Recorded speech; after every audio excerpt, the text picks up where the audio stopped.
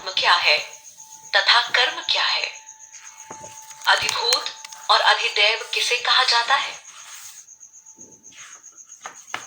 हे मधुसूदन, यह अधियज्ञ कौन है और वह इस शरीर में किस तरह से विद्यमान है तथा वह पुरुष जिनका मन स्वयं अपने वश में है, वह अंत समय में आपको किस प्रकार जान जाते हैं?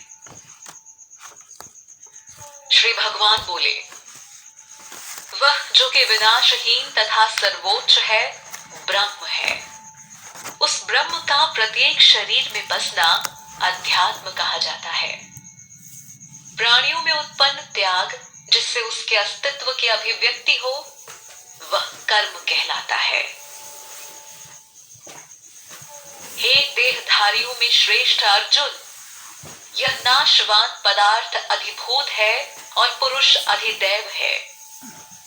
इस शरीर में अंतर्यामी रूप से समाया हुआ मैं परमेश्वर ही अधियज्ञ हूं।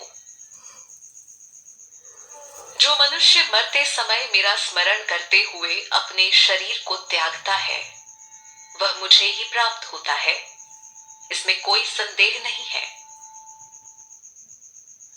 हे कौन्तेय, मनुष्य मृत्यु के समय जिस भावना का स्मरण करता हुआ अपने शरीर को त्यागता है, वह उस भाव के फल स्वरूप उसी योनि को ही प्राप्त होता है।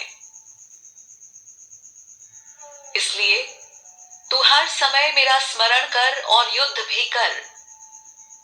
अपने मन और बुद्धि को मुझ में समर्पित करके तू निश्चय ही मुझे प्राप्त हो जाएगा। हे पार्थ, निरंतर ध्यान योग के अभ्यास से अपने मन की स्थिरता कायम करके तथा किसी और का चिंतन न करते हुए केवल परम दिव्य पुरुष का चिंतन करता हुआ शरीर छोड़ने वाला मनुष्य उसी को ही प्राप्त होता है।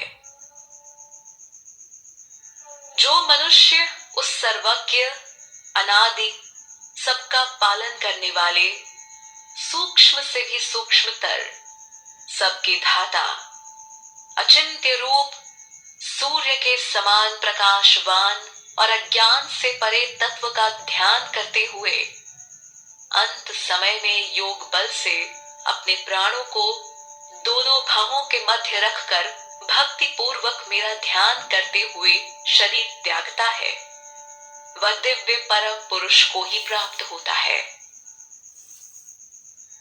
वेद को जानने वाले विद्वान जिसे अविनाशी कहते हैं, अनासक्त सन्यासी जिसको प्राप्त होते हैं और जिसकी इच्छा से साधक गण ब्रह्मचर्य का आचरण करते हैं, उस परम पद को पाने के बारे में मैं तुम्हें संक्षेप में कहूंगा।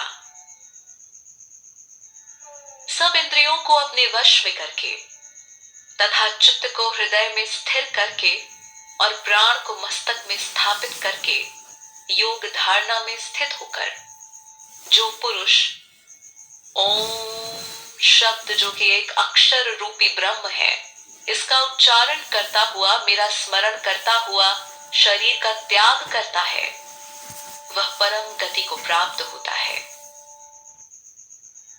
हे पार्थ, जो पुरुष अनन्य मन से एकाग्रचित होकर मेरा स्मरण करता है, उस निरंतर ध्यान युक्त योगी के लिए मैं सहज रूप में प्राप्त हो जाता हूं। महात्मा लोग मुझे प्राप्त होकर इस दुखपूर्ण और क्षणभंगुर पुनर्जन्म को प्राप्त नहीं होते, क्योंकि वे परम सिद्धि को प्राप्त हो जाते हैं। हे अर्जुन, ब्रह्मलोक समेत समस्त लोकों में आवागमन परिपूर्ण है, परंतु हे कौन्तेय, मुझे प्राप्त होने पर पुनर्जन्म नहीं होता।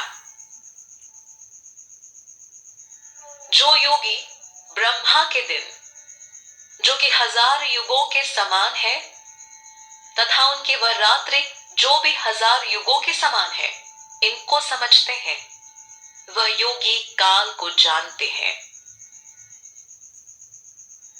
ब्रह्मा जी के दिन के आरंभ काल में अव्यक्त रूप से संपूर्ण प्राणी प्रकट होते हैं और किरात के आरंभ काल में उसी अव्यक्त रूप में संपूर्ण प्राणी विलीन हो जाते हैं। हे पार्थ, उन्हीं प्राणियों का यह समूह जो पुनः उत्पन्न होता रहता है, वह ब्रह्मा के रात्रि के आगमन पर लीन तथा उनके दिन के उदय होने पर व्यक्त हो जाता है। इस अव्यक्त से अलग एक अन्य निरंतर प्रकृति का अव्यक्त भाव भी है। वह परम दिव्यात्मा सभी प्राणियों के नष्ट होने पर भी नष्ट नहीं होती।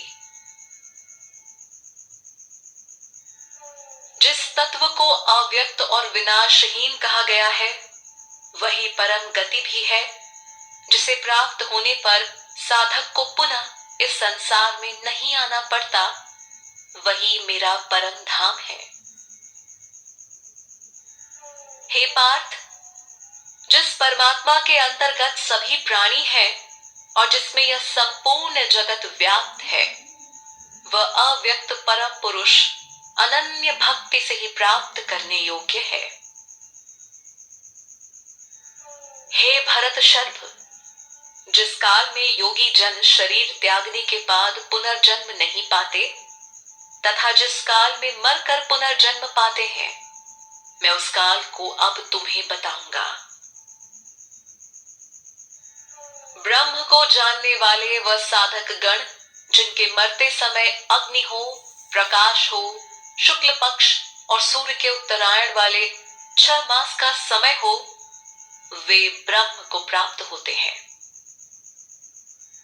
वह योगी जिनके मरते समय धूम्रमय रात्रि और कृष्ण पक्ष के अंधेरे तथा सूर्य के 6 मास दक्षिणायन का समय हो, वह योगी चंद्रमा की ज्योति को प्राप्त कर इस संसार में पुनः जन्म प्राप्त करते हैं। शुक्ल पक्ष और कृष्ण पक्ष, इस जगत से जाने के यह 2 मार्ग बताए गए हैं। इनमें से एक गति में जाने वाले को लौटना नहीं पड़ता और दूसरी गति में जाने वाले को लौटना पड़ता है। हे पार्थ, इन दोनों मार्गों को जानने वाला कोई भी योगी मोहित नहीं होता। इसलिए हे अर्जुन, तुम सब काल में योग से युक्त हो जाओ। अतः इन दोनों मार्गों के रहस्य को जानकर योगी पुरुष वेदाध्ययन, यज्ञ, तप और दान करने में जो पुण्य फलों को माना गया है, उन्हें पार कर जाता है और सनातन परम धाम को प्राप्त करता है।